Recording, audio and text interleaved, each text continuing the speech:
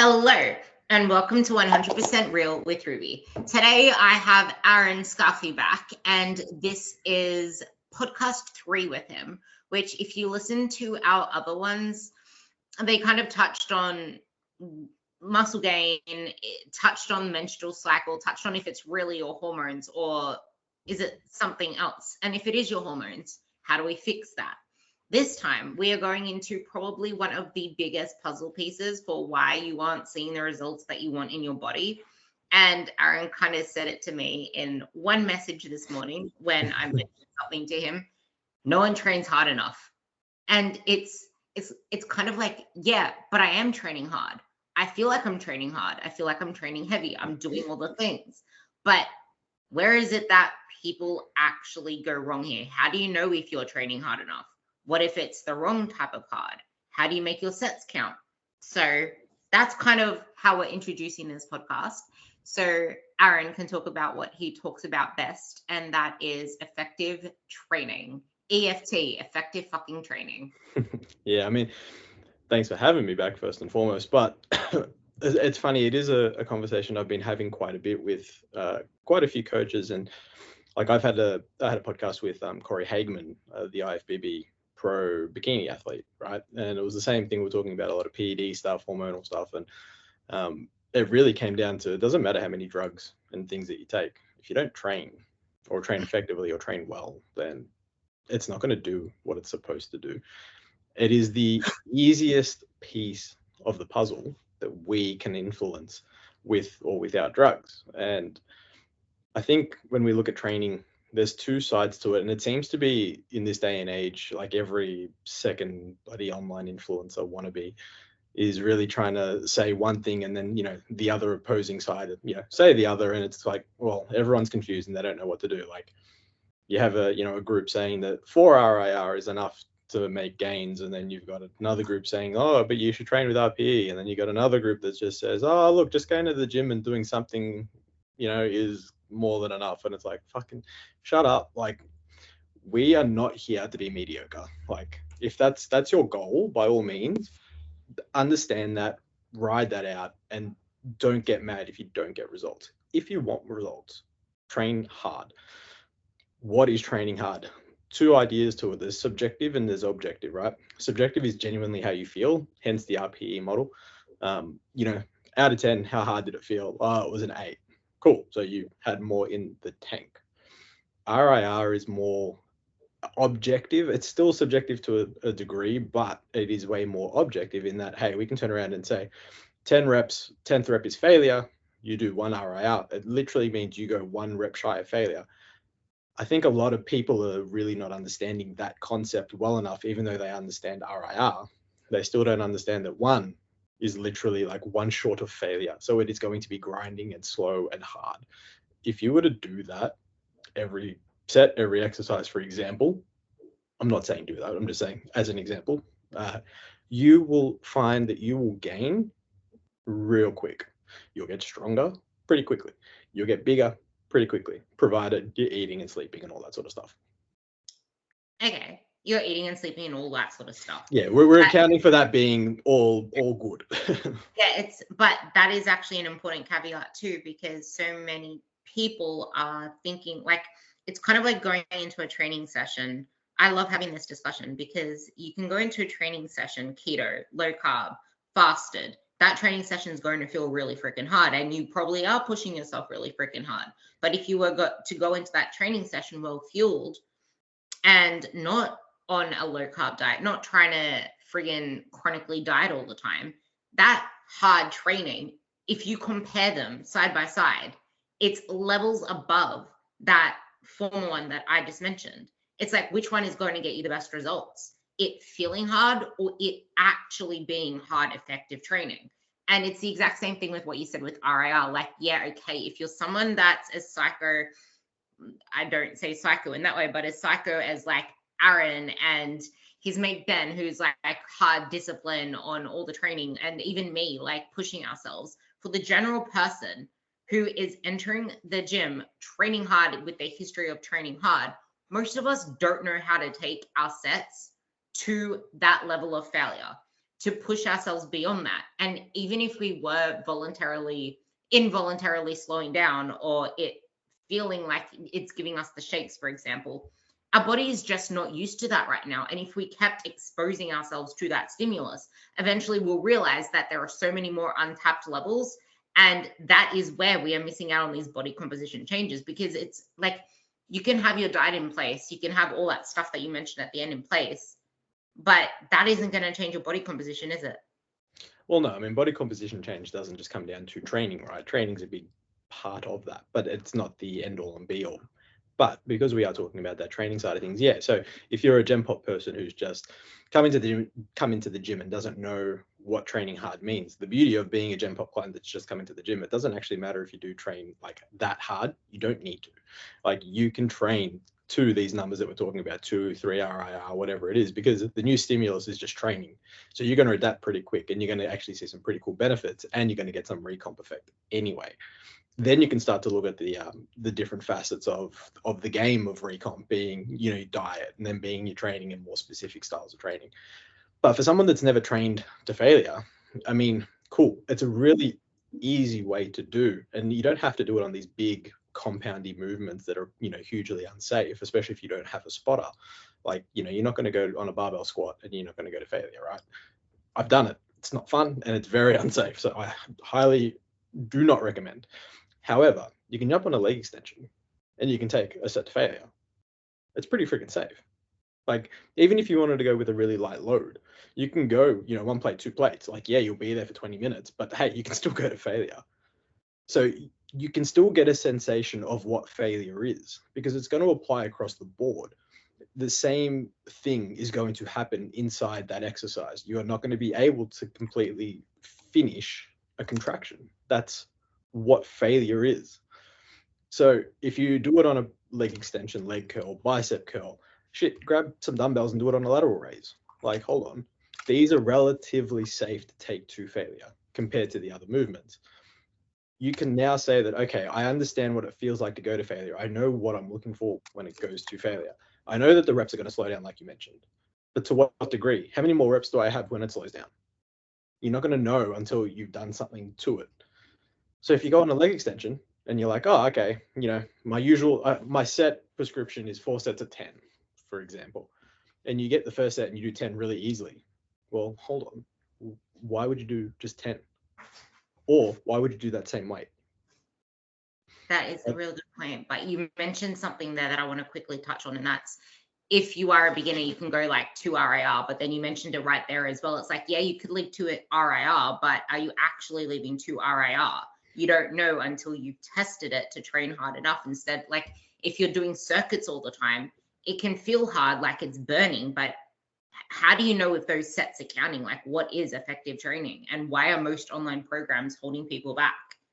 Yeah, I think most online programs are holding people back because it's losing the coaching element, right? I tell you now, and anyone listening, I can make you stronger or bigger on any damn program on the planet. No problems. Easy. I'll do it. No problems. I'll put my guarantee on it.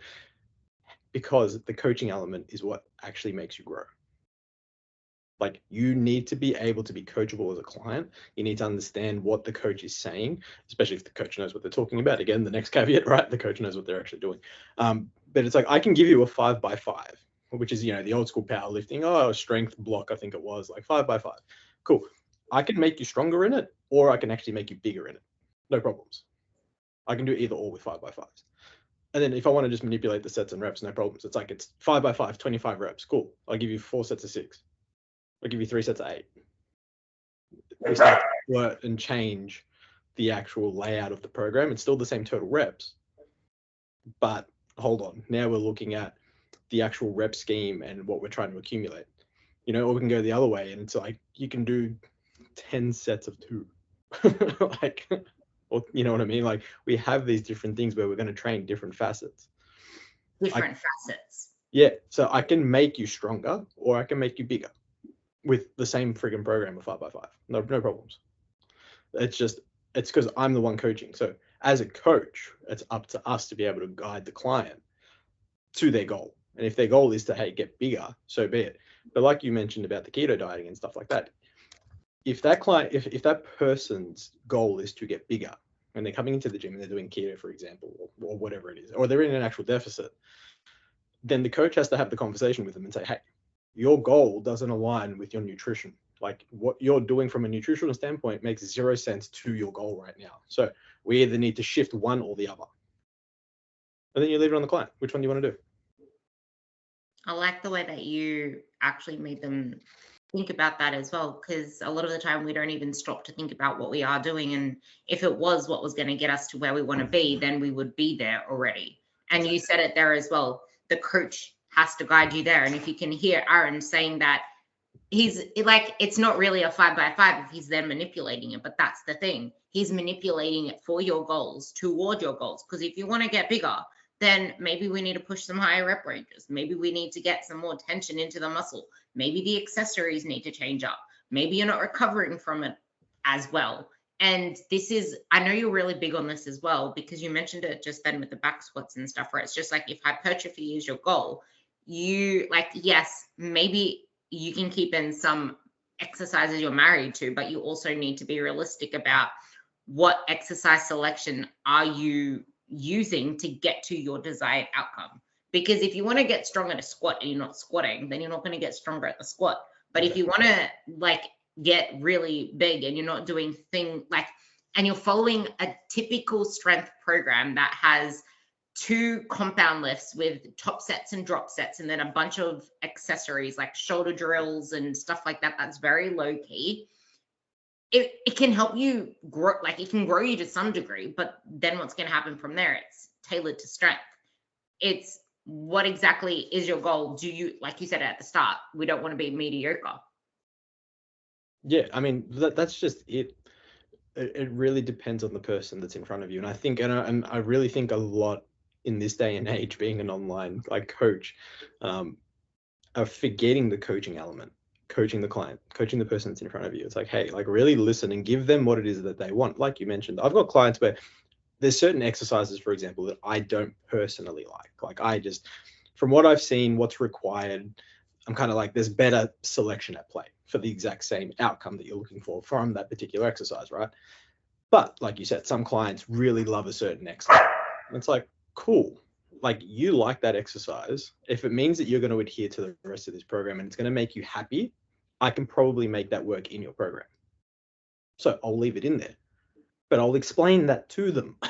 Like it's a conversation. Hey, you love glute bridges. I don't think for this particular point in time, the glute bridge is going to be any real beneficial to your goal. Oh, but I really, really like them. And I really like the feel of them. Okay, cool. We'll put them in there and we might put them either further down the exercise chain and be like, cool, we're going to put them close to the end. They're there for you to have some fun with. The rest of the work is at the front. So the work that I need you to do. Cool, no problems. The exercise selection part that you just mentioned there as well, where it can easily not be conducive. We go back and forth about this all the time. I send you exercises and like this thing. It's like, if you, especially if you're doing like a 4-day program, which is the typical majority of people, there's lower, upper, like, are you really going to waste that amount of recoverability, that amount of time that you can put into effective exercises, effective sets that you can load effectively and take to effective failure or close? Are you really going to waste that with cable kickbacks and glute kickback machines? Oh, and that's just it, right? But again, if you have a bikini or a wellness athlete that's wanting to grow their glutes, for example, and maybe that the kickback comes into play at some point because they have a very specific goal with a specific muscle group to grow. But if it's a Gen Pop client who doesn't have that specificity in place because they don't need it, then yeah, maybe the glute kickback isn't the way to go. Like I had a conversation yesterday with a mentee of mine, and she had messaged me and asked me, hey, when would I ever put a dumbbell pullover in a Gen Pop program? I'm like, well, hold on, ask yourself the question, where can you put that? Like, where do you see yourself as a coach putting that in a program for a client, right? Can you find a place? No, not really. Then you probably wouldn't do it. And it's because they've seen some other PT in gym do that with a 70-year-old client with a superset of like behind the back or behind the neck fucking lat pull down. Hey, that's what they're doing. And it's cool that you're observing and it's cool that you're asking the question. That's great because it means you're learning. And like literally just give them the framework. Hey, ask yourself, if you were to program that superset or those 2 exercises, where would you put them in a program for a client that's 70 years old? You can't put it in there, probably shouldn't be there. But that's you. That's not the other PT. The other PT just lacks the knowledge. Yeah, and that's the exact same thing. It's the coaching element, what is for you. Like, for example, the dumbbell pullover is a great exercise for someone that really needs to work that shoulder mobility, if they can sort of get into that and they know how to use it into that program. But it's the same with the glute kickback though. It's if you haven't yet got to a level where you can, where it's just like putting on, it's kind of like you have a slab of, we mentioned this in the last podcast with the fitness maverick, Gareth Stapsteed as well. It's just like you have this big slab of granite or whatever it is. It's like you chisel at it with the big things first and then you can refine it. That's kind of like what a kickback is. It's like you can still do, for example, B stance RDLs or something that has a lot, that you can load a lot more than something like a dumbbell step up that has no stability, or the Kegel kickback that you probably aren't executing properly and heavy enough to get the benefit out of it when you can do like a single leg hyperextension as an example. But then again, if you're doing a lot in your programming and you need something that has less fatigue, then you can add something tiny on top of that, like a cable kickback, because there's no fatigue to that. Yeah, so when it comes to exercise selection, a big thing is understanding the skill element of an exercise, right? These are skill-based things. So the more we control for external stability, so the more that we have machines, right, the less we have to control the internal stability factor. So it makes it a lot easier for us to generate force and create force. So again, barbell squat versus a hack squat. Like, it's much easier to move in free space on a hack squat and actually be safer on a hack squat because the sled does the work. It moves back and forth, right? And all you need to do is push against the plate. Very straightforward. Barbell back squat, very different. You need to actually stabilize that bar on you. So you need to have many, many more muscle groups in play, which means energy is going to be placed across many, many more muscle groups, which means that force generation through the floor, while still being high, is going to be a lot more difficult, especially at the start, until you train the skill and build the neural pathways to actually be really good at doing barbell squats. So that you're using less and less energy. It's a law of accommodation. You use less and less energy to do the basic stuff like stabilizing. Yeah, you're challenging that with putting more weight on, but your body gets better at doing it. So then the actual weight on the bar starts to increase and you actually start to generate force and start to build actual quad muscles, right? Like a glute kickback takes a lot of skill to do. So if you think about the glute kickback, for example, and you're doing it like really far down in the order of exercises, you're fatigued all the way through that workout. If you've got 7 exercises in a workout, for example, and glute kickbacks is like number 7, you've done 6 exercises, X amount of sets, and if we're training hard, like, you are fatigued. Have you ever done something that requires skill under fatigue? Like, it's really bloody hard. But like you said, you can literally just go, okay, well, instead of doing that, maybe I'll do the single leg 45-degree extension. It requires less skill to do because, again, it's on a machine where everything's really controlled for, and all you need to do is hinge at your hip. And you can easily do a single leg hip thrust as well. It's like these things that you actually can progressively overload on. With the cable kickback, it's very difficult to do that. You can even load a single leg hip thrust with a landmine, for example, if you shove a bar into a corner or into one of the things, and that can effectively load it without you having to worry about getting a dumbbell onto you. But most people don't really need that much weight to get the full extension out of one of the glutes, especially at the end of a session. And I don't think a lot of people take into account that accumulated fatigue from the rest of the session, because sometimes the ending movements in your session will drop off some weeks in effort or in numbers on a paper because you've given so much more to the ones in front of it. So this is where that coaching element comes in. And I guess this also poses the question, poses the question to why are people not getting results, even though we already kind of covered this, but even though they are buying these amazing training coach apps, the group coaching that you can just buy it and then you do group coaching. It's still group coaching, but why aren't they getting results? And then those that are actually using a coach, there's two elements to this because I want you to kind of like explain both sides. There's those that are doing all the things on a group program, but then there's those that are doing the best program with the coach, but still not seeing results. Yeah, so I mean, I can answer it from both sides. So I'll do the group program first, and they're doing everything right. So I own a group training facility here in Melbourne, right? It's a strength-based group facility, so it's class-based. So easiest answer. There's still a coaching element. Like, yeah, we give them the same actual program, like they do. It's on the board or on the TV, and they all do it. We do it percentage-based. It's kind of like we do it around the squat, bench, and dead. Obviously, because everyone's numbers are going to be different. So, 90% for one person is obviously going to be a different weight to someone else at 90%. But guess what? We're walking around and we're coaching and making sure everything's done safely and that they're able to push a progress. So if they do 90% and it's light, it's kind of like, hey, put a little bit more weight on. So there is still a coaching element. So you could be doing you could be doing the program 100% correctly and still not applying the basic principles of something like progressive overload. Because if it says 4 sets of 10, and you're doing 4 sets of 10 really easily, you're not going to progress.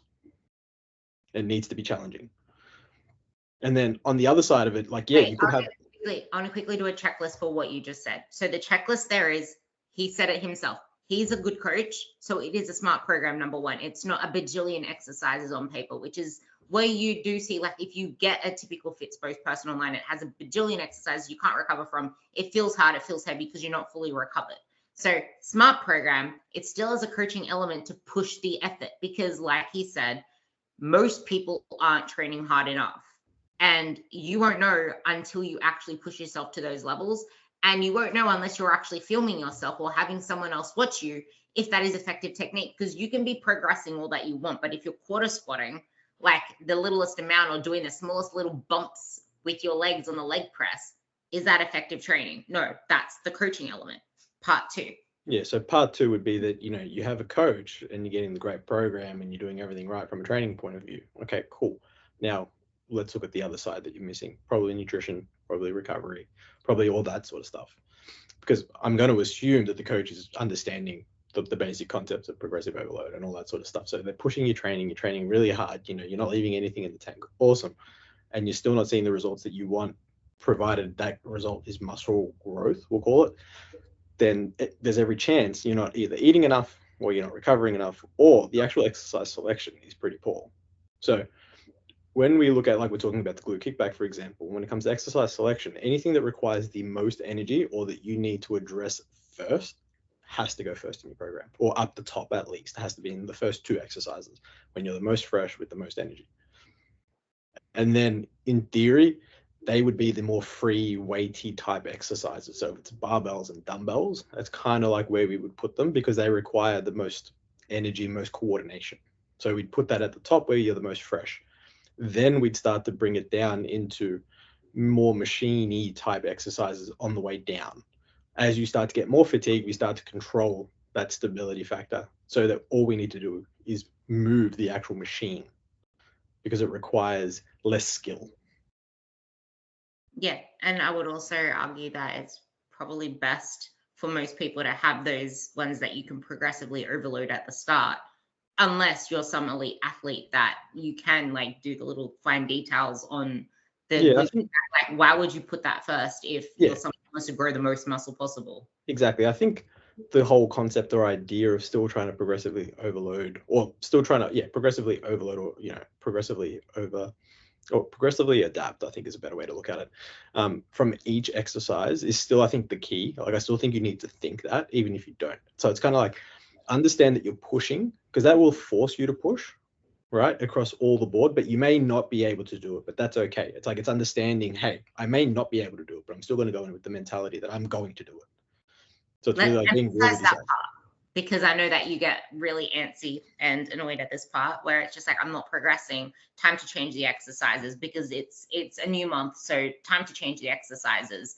Like especially when people get to like the 6th week, you're not always going to see the same progress, are you?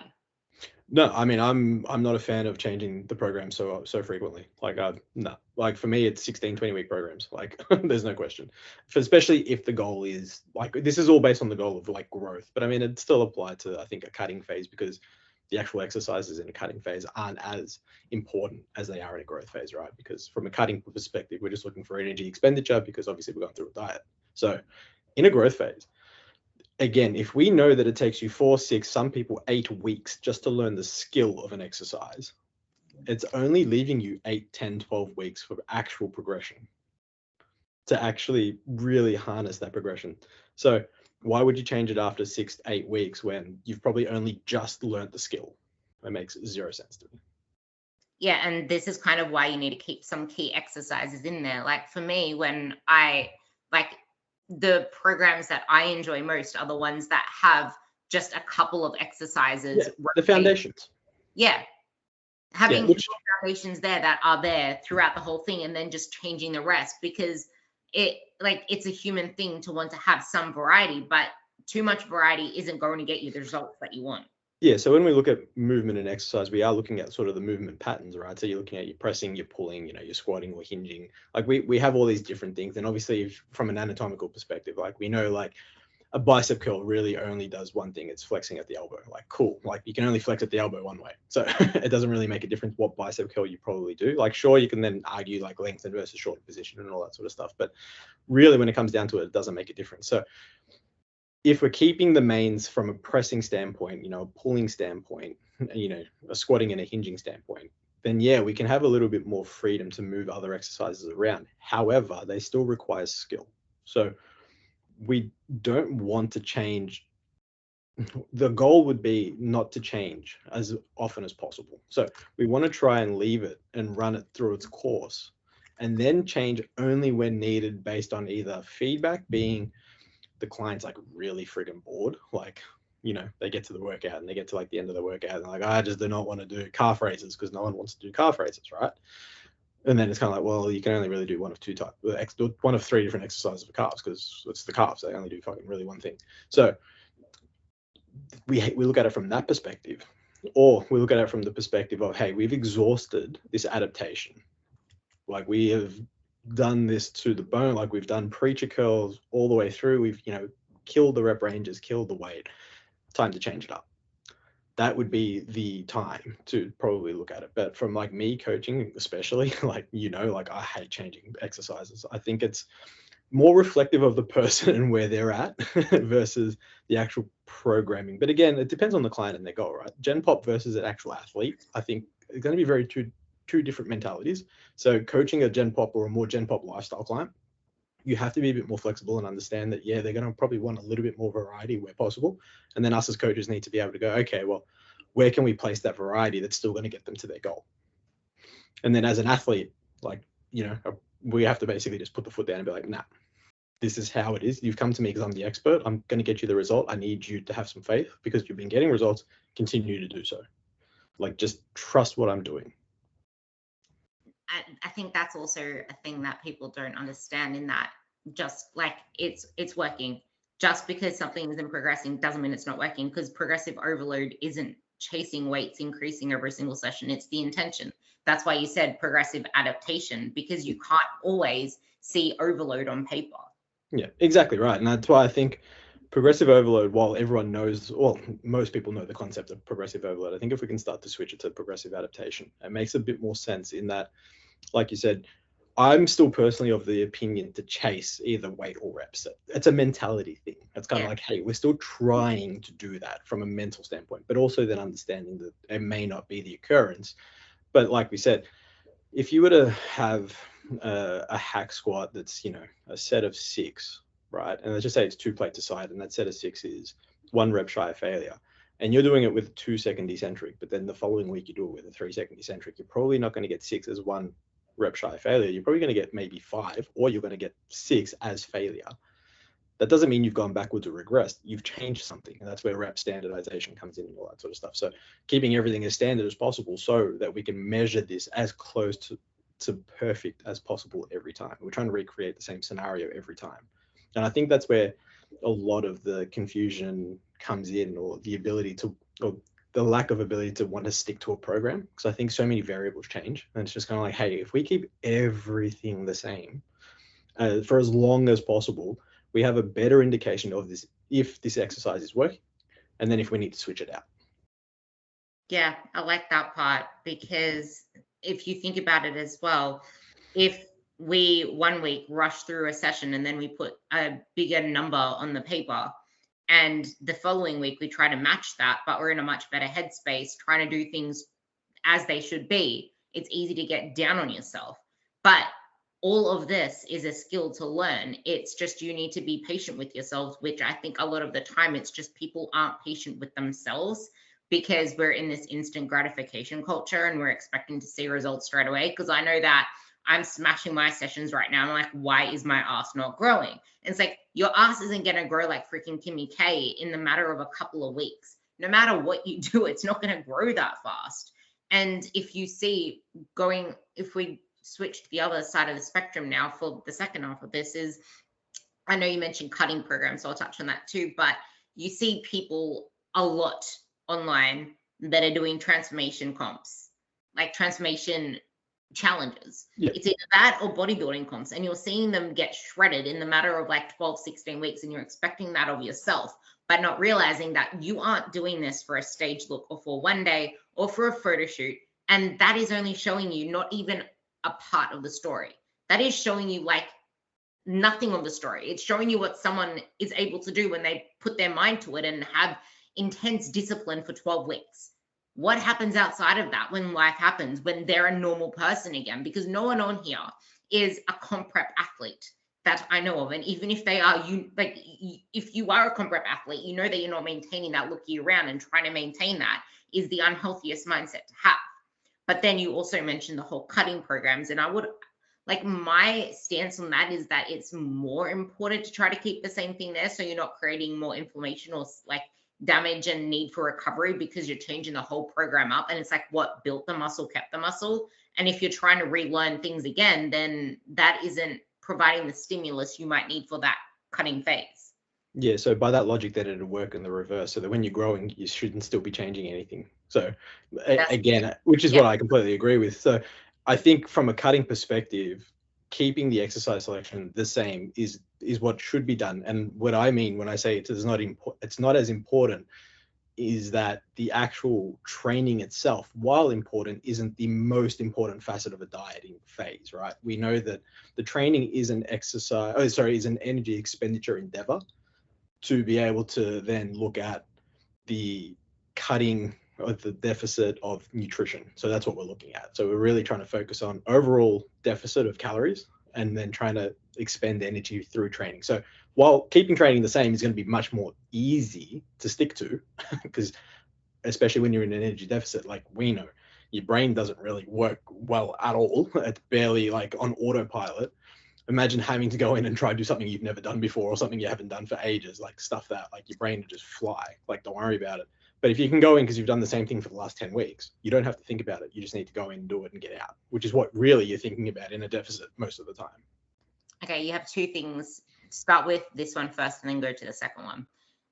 This reminded me of what I mentioned at the beginning, but I think you understood it wrong. But when you mentioned the other things after saying all the training hard and then there's nutrition and stuff, what I was trying to say, instead of saying training is the only aspect, in that, yeah, you can have the nutrition perfect. You can be eating clean, quote unquote, you can be eating healthy, you can be eating all the protein in the world.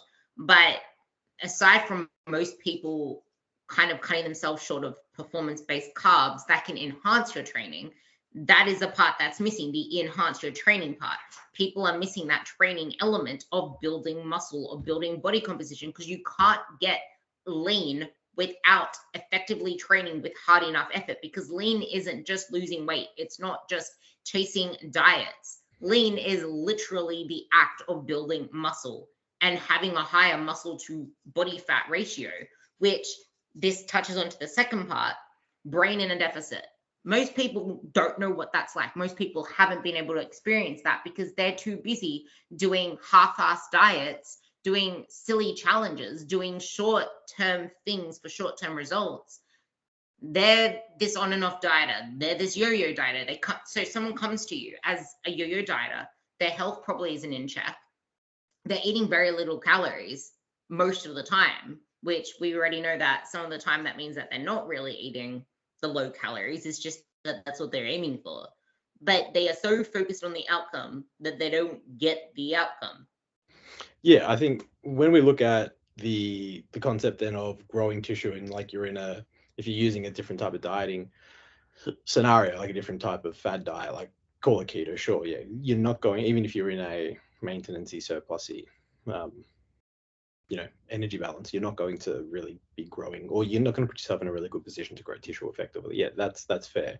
In terms of, looking at people never being able to diet because they're dieting on and off and not understanding the brain fog side of things. And then, if they come to me and they've been on and off dieting for 2-3 years, which I've had clients do that, I turn around and I literally say, hey, okay, well, because you've been doing something for so long, we need to literally do the opposite. And a lot of my frameworks, even including training, works on opposites. So when it comes to dieting, for example, like if you, for example, came to me and you've been dieting for 2 years, for example, I'd just be like, yo, you've been doing this for 2 years. Let's just put you at maintenance for like 6 months. I know this is going to suck. You don't want to hear it because you want to do this and you want to do that. Okay, cool. We need to look at your health first and foremost. We need to look at your actual metabolic health and see what's going on from that standpoint. If you're yo-yo dieting and you're getting down to 1,300, 1,200, 1,000 calories, and claiming not to be able to lose, because we all know there's people like, I'm only eating 800 calories and I still can't lose weight. It's like, well, you're not eating 800 calories, but let's, for argument's sake, say that you were and you were losing weight. It's like, cool. We need to actually try and regulate this metabolism a little bit better and make it a little bit more efficient at what we want it to do, which is like day-to-day life. So cool. Let's just keep you at 2,000 calories. Sure, you might gain a little bit more weight, might gain a little bit more fat. It'll level out over time. Because again, we're looking at time being the constraint here. So we need to look at this not from a short-term perspective, but from a long-term perspective. It's like, cool. You came to me because you want to lose 10 kilos in 12 weeks. You weigh 3 kilos as it is. I don't know where I'm going to lose 10 kilos off you, but what I'm going to do is I'm actually just going to keep you healthy and I'm going to get you to grow. We're going to get to 6 months and then we're going to reassess. And I do that with a lot of Gen Pop clients that come to me that have been yo-yo dieting for a long time. And even at my gym, it's the same premise. But what if I'm the heaviest that I've ever been, as an example, and I have worked so hard to get to here? If I eat that much, then aren't I just going to gain weight? Is usually the fear that people say. Like, people come to you, they've been trying so hard for so long. You can imagine the fear of letting go of that mentality. Well, if I'm not focused on dieting, then what? But then it'd be, well, you're working on a what if. So it's like, well, what if you don't? And that's sort of the framework I tend to use. Well, what if I do this and this happens? Okay, well, what if you do this and this happens? Like, it goes both ways. You got to look at and like I said, that's why a lot of my frameworks are opposites. So you need to really work on the other side of that and help understand, hey, you're at the heaviest that you've ever been, but what makes you think what you're currently doing is working? Because it's not. So we need to literally change it up and change it and do something different. Yeah, exactly that part. Because if what you were doing is exactly what you needed, why do you think pushing that system harder is going to work? Which is the typical default. Like, I just need to train harder. I just need to do more. And this it's that shiny object syndrome as well, I find, because they can start doing something and then start feeling, actually, let's go into the feeling uncomfortable. So you start doing the thing, you're eating more, but now you're still focusing on the next fat loss phase. How does that hold them back from getting the desired Yeah, result? well, they're just not present. So it's like, understanding being present is going to be your best hack for getting to where you want to be later. If you're constantly thinking about later, you're never going to be where you need to be. And so, have a goal in mind, sure. Have a plan in place to work to that goal, sure. And that's where getting a coach really does help. A good coach that knows how to plan these things out. But also being present and understanding, okay, you are where you are because of what's happened. So we need to change what you've been currently doing, or what you've been doing for the last however long. Because again, what you've been doing has got you to where you are now. So I'm not going to continue to do the same thing. It makes no sense. We got to be logical, but as coaches, we also have to be able to actually explain that to the client and explain it in a way that they're going to be able to grasp it and understand it. it is really hard when you're coming to a coach and all you want to do is just lose fat because that's what you've been trying to do your whole life, and you feel like you have all of this excess weight on you, which with some people, like a lot of people actually do have weight to lose. A lot of people just don't see themselves as they are, and it's not a fat issue, it's an under muscled issue. So for both of these, let's call the first one Avatar A, that has the excess body fat to lose, and the other one's Avatar B. But it's one thing that I do want to highlight here before you talk about Avatar A and Avatar B is just because you're not focusing on fat loss does not mean that you are going to be gaining weight. If you've come to us with a lot of body fat to lose, just tidying up your habits and getting you to a healthier place may actually see you drop body fat, which I've had clients I never actually did a targeted fat loss phase with, that they were losing pant sizes and you could see them leaning up, losing a lot of body fat, because now we tidied up their habits. Now they're moving more, they're expending more, they put themselves into an unfocused, whatever, deficit. So they're getting results from that without focusing on fat loss, which is literally the epitome of results. You don't get results from focusing on results. You get it from focusing on the effort put into the right habits. So talk about Avatar A and B. Yeah, so I mean, if we're looking at someone that genuinely has weight to lose, right, and they've been talking about that they've been dieting. So when we talk about this, I'm thinking like excessive weight, right? So I would then say, hey, cool, you're telling me that you've only been having 1,400 calories, right? It's like, cool. Let's have a little bit of a tracky track and see what's going on there. Let's just do me a favor. I need you just to write down the foods that you've eaten for the last 3 days. Like, don't leave anything out. Start there. It's kind of like, okay, you've said 1,400 calories, but it's 2,400 calories. There's a bit of a difference. Okay, so that's much more of an easy fix. If this person is excessively heavy, we'll call it, like has an excessive amount of body fat for their height, I would then, and they're actually, consuming very little calories. It's like, okay, cool. We have a little bit of dysregulation going on here with your metabolism. We definitely need to look at a few different options, and whether that is through like NEAT, well, not that I hate using the word NEAT, but it's like it's prescribed steps, right? So it's like, whether we do need to increase the activity through prescribed steps, for example. It's like, cool, let's look at the lifestyle and what's happening there, and do a bit of a lifestyle audit and a lifestyle overhaul. Let's have some fat loss ideas in there without the client knowing that it's fat loss. So it's like, let's clean up a lot of the lifestyle side. And I think 9 times out of 10, that does the trick. Really, exactly. As a worst case, you'd get blood work. It's just exactly. Like, hey, sorry? Examples of the lifestyle stuff. Oh, you'd literally be looking at, like I said, general activity. So a lot of people, again, thinking of the Gen Pop client, they're predominantly office workers, so there's no real steps going on. They're getting 1,000, 2,000 steps a day. Cool. So that's an easy fix, and that's usually quite a big one for most people. We can look at food quality, which is a big one. So I wouldn't even like change the actual amount of foods that they're eating sometimes. It's just like, yo, you tell me you're having 1,400 calories, you're having about 2,000. Cool. At your size, it's still probably going to be a deficit anyway. But let's look at the food makeup. It's like, cool, we're having a lot of, processed, unsaturated fats, like all this sort of crap. Cool. Saturated fats. Let's change that around. Let's start to look at the composition of foods. Let's introduce some fruit and vegetables. Pretty straightforward. It's a lot of the basic stuff that they would already know, but they're just not doing, and whether that's conscious or subconscious. Yeah. And then for someone who comes to you that is average, who looks like they have more fat to muscle, but they just feel like they have more fat to lose, then it's just a simple training program. It's like, yo, I'm going to put you on maintenance calories. You're going to watch the magic happen. I'm just going to get your protein at a good amount, and I'm just going to get you to train, and then really emphasize the training. It's like, I need you to train relatively hard, and harder than probably what you've already been doing, and you're going to watch the magic happen. And it's just, that's where the recomp effect occurs, because body fat will always go down and muscle mass always will go up, and body weight, like on a scale, doesn't usually shift that much. And this is exactly what this whole podcast has been about, where the missing element is the effective training. And it's the main thing that is keeping you from that lean, badass body that you want, is that your reps never actually look like they are effective reps towards the end where they're shaking. Yeah, and I think for most people, again, like I think we had said at the start somewhere, the actual speed of rep is a really, really good indicator of how close you are to failure.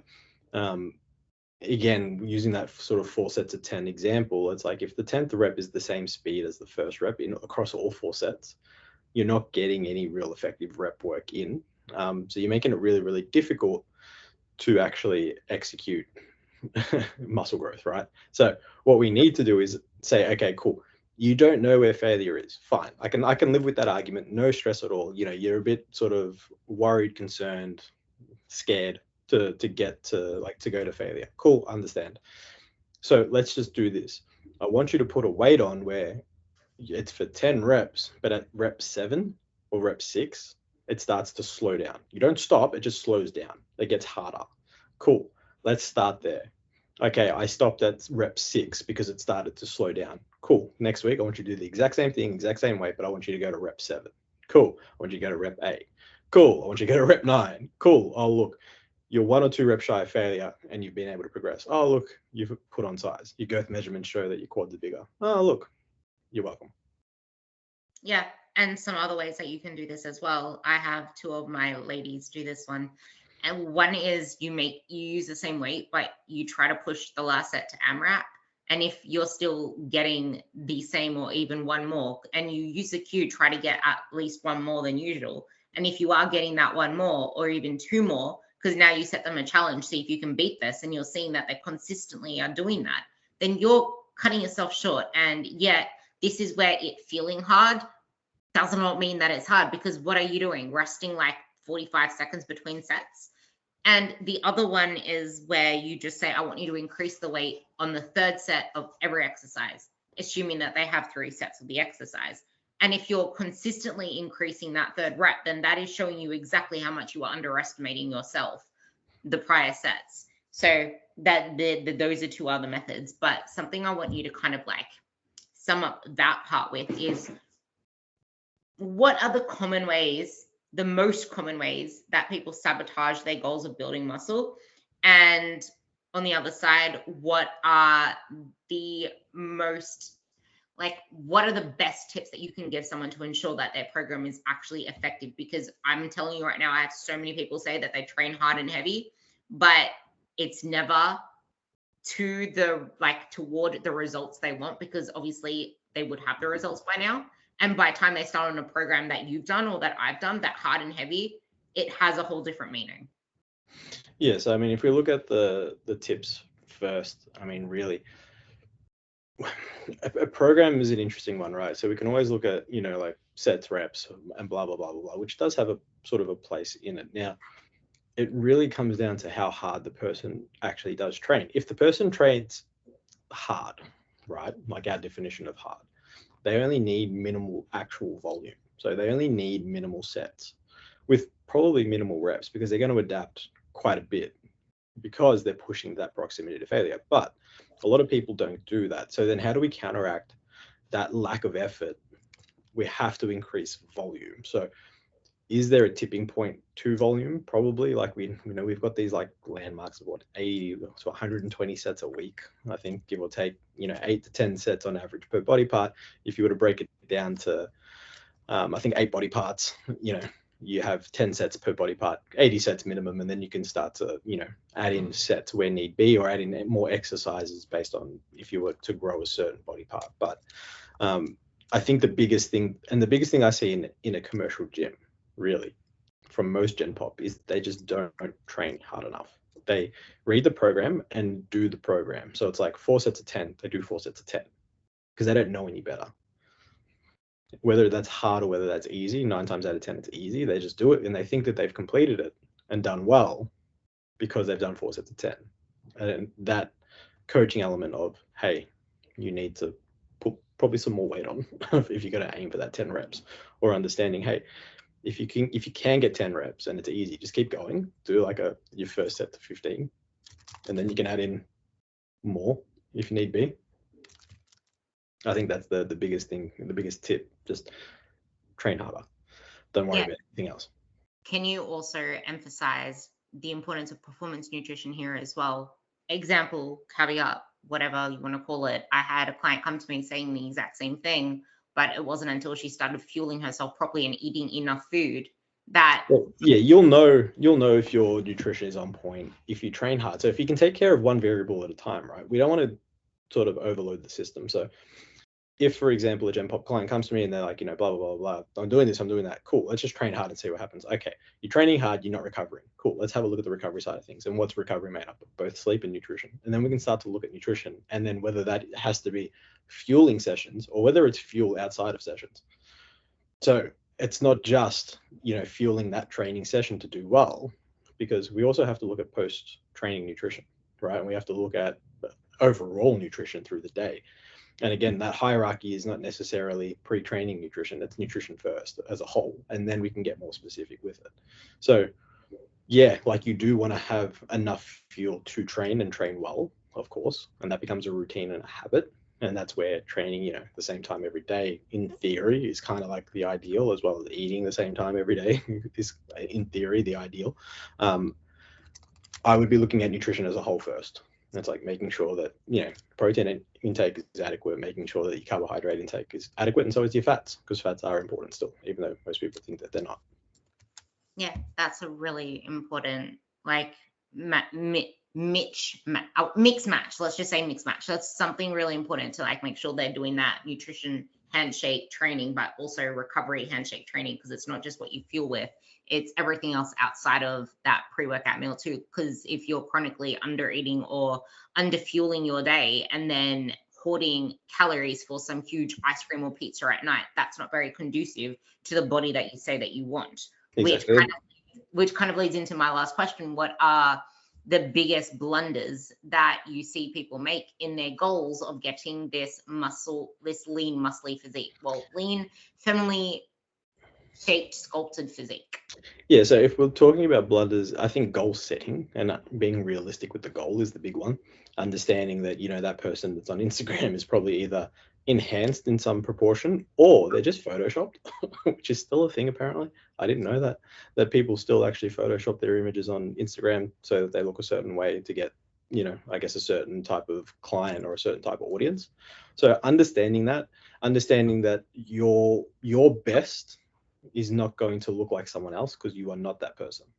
I think that's the biggest blunder when it comes to actually goal setting. Yeah, I think that's a huge one. That as coaches, we need to keep the client's focus, on the prize, but also appreciating that prize will come when you follow the step-by-step process that we have in place. I think that's where rewarding the wins comes in. And I would say the biggest blunder is not being honest with yourself, because I think a lot of us are we're too distracted and too focused on so much that's going on with our lives that we don't actually realize we haven't been honest with ourselves. We haven't paused to reflect on that. Yeah.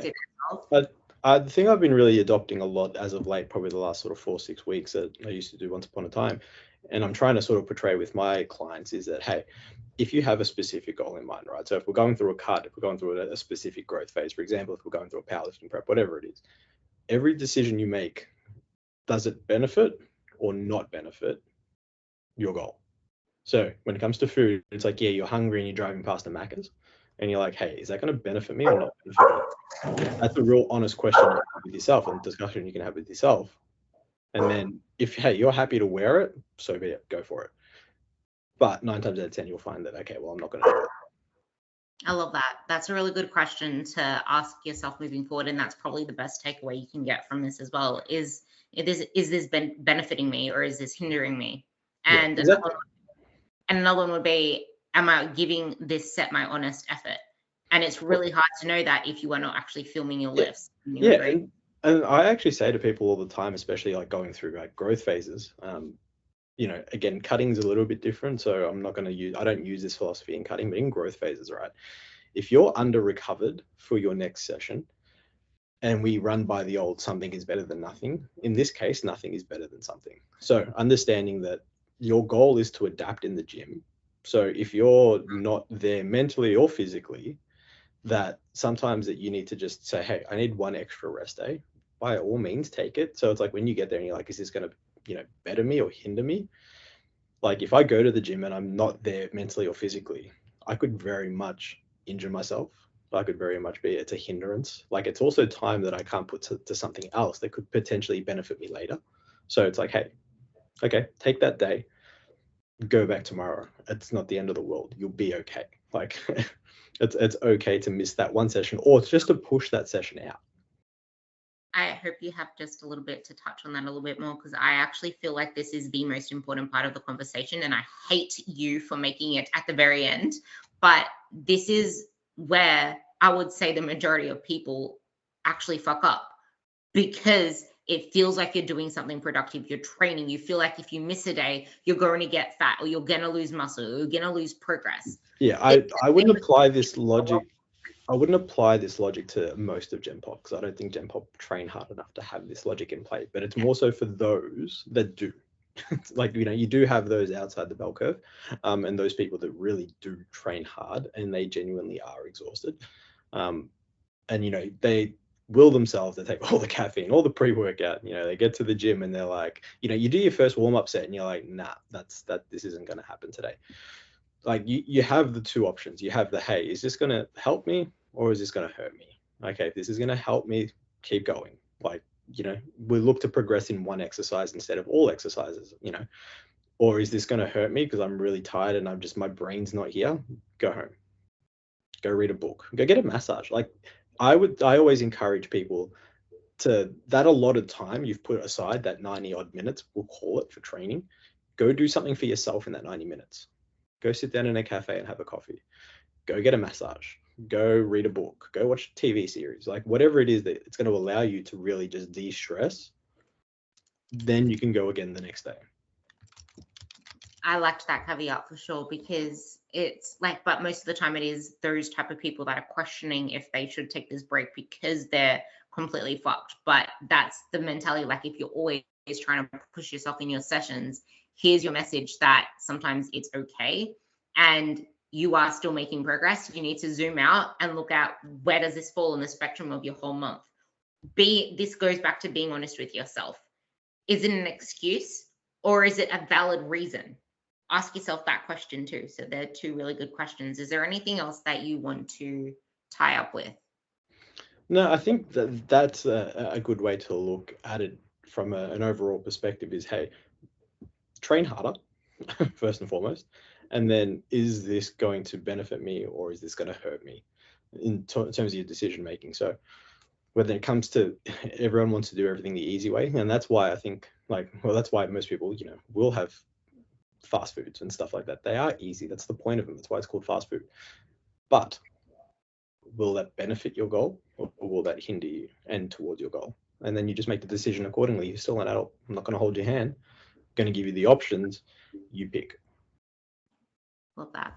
Know your options. Be honest with yourself. What can you realistically do?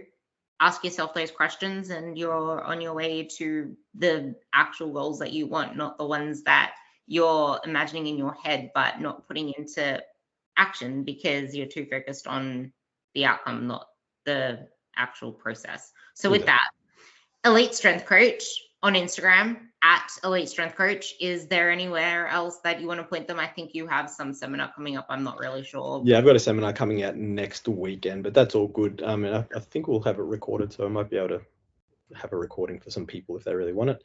But yeah, Instagram is where you find me. Pretty straightforward, Elite Strength Coach. Elite Strength Coach. Go follow him, go find him, and you'll probably see him doing the exact same exercises that he's doing now in another 6 months' time. So, and then I've been doing them for the last 12 months. There we go. So with that, thank you so much for coming on. And if you guys have any questions, anything at all, shoot Aaron or myself a message and share this podcast to a friend. I know a lot of people aren't doing that whole story bullshit anymore, but at least share it to a friend, give it a rating, and bye. See you guys.